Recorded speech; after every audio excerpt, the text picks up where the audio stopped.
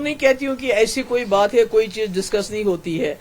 370 بھی سب جوڈیس تھا. B J پی ہر جگہ 370 کی بات کرتی تھی. کہاں 370 کی بات کی؟ بابری مسجد سب جوڈیس تھا.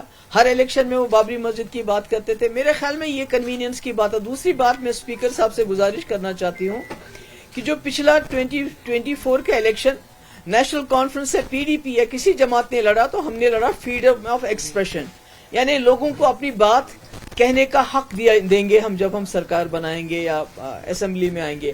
آج اس کو پھر سے دبایا جا رہا ہے کیونکہ میں نے سنا جو بھی جرنلسٹ ہیں میڈیا کے لوگ ہیں بہت سلیکٹو اس میں ان کو اندر آنے دیا جاتا ہے. اسمبلی کے اندر بہت سلیکٹو ہو رہا ہے. عام جس طرح ہمارے وقت میں جتنے بھی لوگ آتے تھے جو چاہتے تھے دکھاتے تھے بولتے تھے اس پہ کافی زیادہ ان کو بتایا گیا ہے کہ ایسے نہیں کرنا ہے.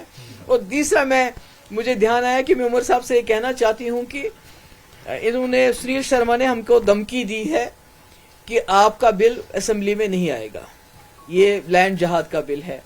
تو میں امید کرتی ہوں کہ عمر صاحب اس کے بی جے پی کے ایجنڈے کی پاسداری نہیں کریں گے. وہ اس بل کو دیکھیں گے اسمبلی میں آئے گا بھی اور اس کو پاس بھی کروائیں. اگر وہ ایسا نہیں کرتے تو پھر لوگوں کو فیصلہ کرنا پڑے گا کہ بی جے پی کے ایجنڈے کو امپلیمنٹ جموں کشمیر میں کون کر رہا ہے. Thank you so much.